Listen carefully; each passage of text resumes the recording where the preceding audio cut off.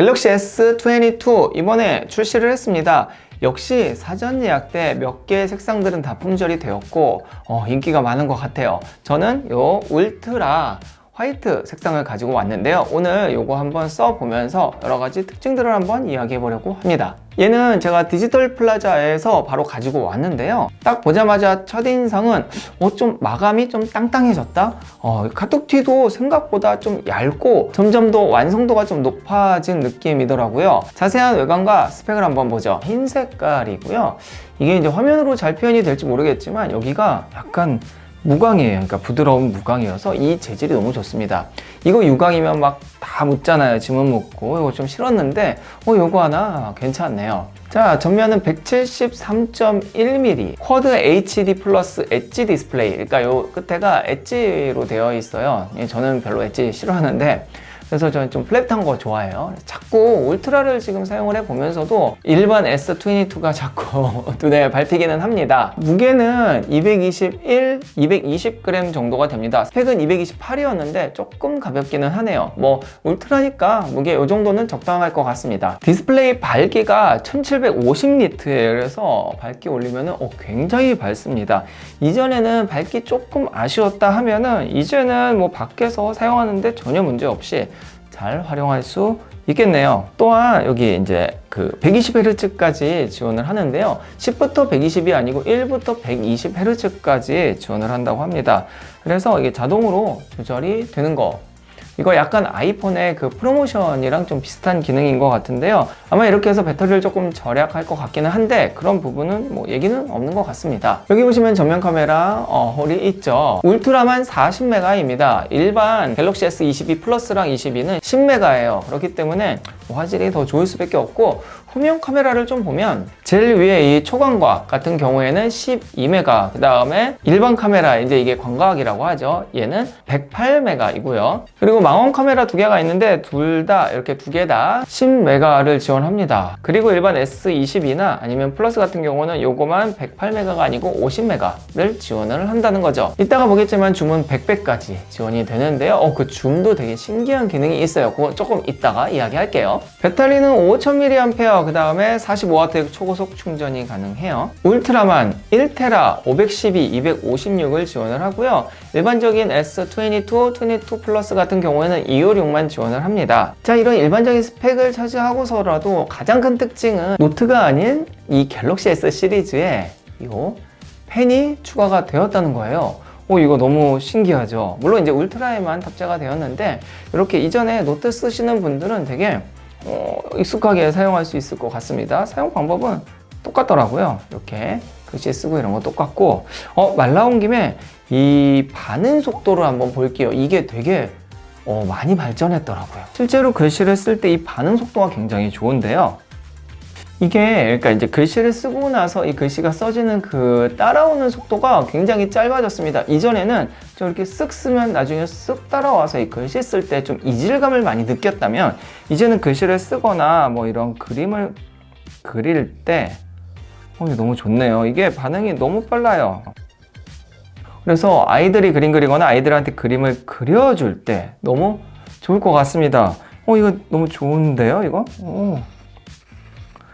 반응이 진짜 바로바로 색칠이 돼요. 사실 이제 이 제품을 가지고 오기 전부터 저희는 고민을 많이 하죠. 막 대본도 쓰고 기획도 하고 이걸 어떻게 촬영을 하면은 제대로 된 정보를 여러분들한테 보여드릴까 고민을 하는데 디지털 플라자 갔는데 거기에서 설명을 너무 잘해 주시는 거예요. 그리고 체험존도 있었습니다. 그래서 체험존에서 여러 가지 설명을 듣고 체험을 해보면서 이거 그대로 말씀드려도 이게 각자의 처한 상황에 제대로 된 성능을 보여줄 수 있겠다 싶어서 아예 그냥 디지털 플라자 안에 있는 체험존에서 촬영을 좀 해가지고 왔습니다. 그거 한번 같이 볼게요. 먼저 기본 카메라 화질입니다. 이게 실내임에도 불구하고 화질이 굉장히 깨끗하고 색 구현력도 굉장히 좋더라고요. 이 화질은 조금 놀랐습니다. 자, 다음은 야간 상황인데요. 디지털 플라자 안에 이렇게 암시를 만들어 놨더라고요. 이렇게 어두울 때 점검만 좀 해놨는데 그렇게 노이즈도 많지 않고 생각보다, 그리고 이런 어두울 때 색도 잘 구현하고 있습니다. 이번에는 카메라 확대 기능도 한번 볼게요. 100배 줌 얼마나 선명하게 보이는지 실제로 한번 찍어봤습니다. 여기 있는 이 케이스네요. 10배로 우선은 당기고 여기에서도 케이스를 이 정도 됐겠다. 이 100배고 흔들리지 않게 자 찍고 앨범에 들어가시면 앨범에 들어가면 아까보다 조금 더 선명하게 업스케일링이 된 화면을 만나보실 수 있습니다. 그리고 이 갤럭시 S22 울트라 같은 경우에는 뭐 울트라 아니어도 이 폰 자체로 간단한 컷 편집이 가능합니다. 따로 프로그램을 쓰는 게 아니고 그냥 사진만 선택해서 바로 자르고 붙일 수가 있는데 그것도 실제 디지털 플라자에서 직원분과 같이 한번 해봤어요. 그 화면 보시죠. 영상 맞으시죠? 네. 더보기에서 만들기 들어가 주시고요. 영화 눌러주세요. 자, 그 후에 여기 연필 버튼 누르시면 손쉽게 편집하실 수 있는데요. 앞쪽 부분이 조금 기니까 살짝만 자를게요.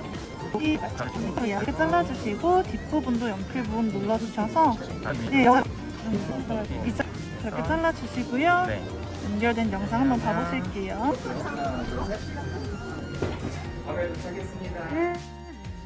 자, 이렇게 오늘 갤럭시 S22 울트라를 한번 살펴봤습니다.